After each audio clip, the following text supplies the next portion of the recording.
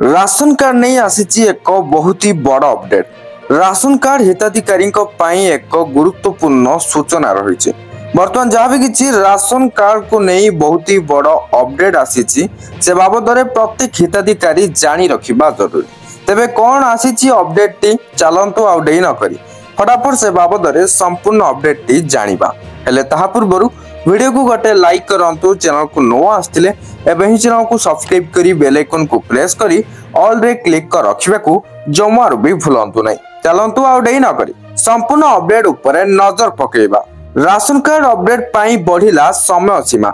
February 15 तारिख जाए बढ़िला ration card eKYC update. अवधि वृद्धि नहीं जगाण मंत्री कृष्ण चंद्र पात्र सूचना जारी करिसेंती। पूर्वरु जनवरी 31 तारिख थिला शेष तारिख। एही समय सीमा को वर्तमान फेब्रुआरी 15 तारिख को वृद्धि करा जायछि। किछि लोके ईकेवाईसी करि नथिबारु तारिख वृद्धि पई दाबी करिथिले। एहाकु विचार करी सरकार निष्पत्ति नैछंती बोली जगाण मंत्री कहिसंती।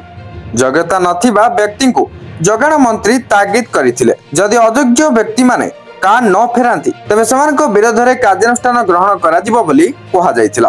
बर्तमान जहाँ भी किसी राशन कार्ड को नहीं नुआ अपडेट आसुची से बाबद समस्ते जानी रखिबा जरूरी। जो माने भी एपर्यंत राशन कार्ड ईकेवाईसी अपडेट करि नाहंती सेमानक पई एडा गोटे खुशी खबर। फेब्रुआरी 15 तारिख रहिछि एबे शेष तारिख, जेहेतु तारिखटी घुंची जाइछि एई तारिख भितर आपण राशन कार्ड ईकेवाईसी अपडेट करि नियंतु। ए वीडियो को निहाते भाव शेयर करेंगे कहीं जो मैंने जानी नथिबे ए वीडियो देखि सारिया परे जानी परिबे एंड हेल्प मध्य हो जिवो। Thank you for watching.